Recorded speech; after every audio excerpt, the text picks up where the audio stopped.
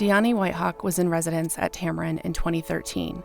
It was her first time experimenting with professional collaborative printmaking, and she says she tried every mark-making element she could.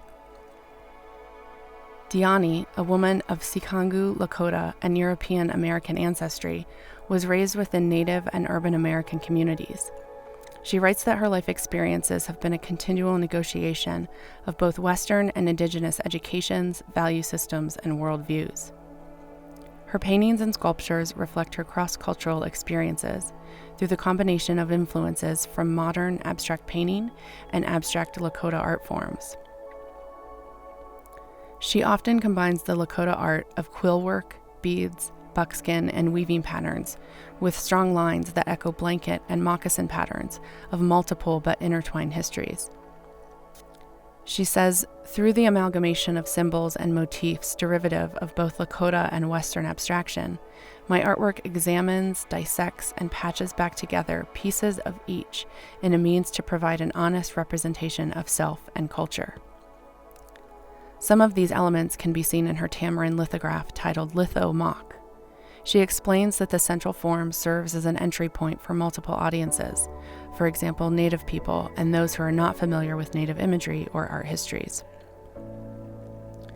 Her print titled Understanding 2 is an amalgamation of symbols pulled from her life experiences in Western forms of education and youth, along with symbols and forms of Lakota life and education. Here she's drawing attention to how, depending on life experiences, we see and understand a particular mark to be embedded with different meanings. Some of the symbols reference ceremony and dance, the boarding school era, and the assimilation that took place. Dyani's print, Trust and Loss, speaks to an experience she had while doing research at the Smithsonian. While sifting through archives, she found a newspaper at the bottom of a tobacco bag.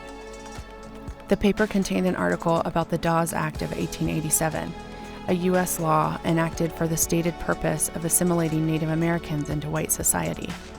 It resulted in the sale of over 90 million acres of formerly Native American-owned tribal land to non-natives.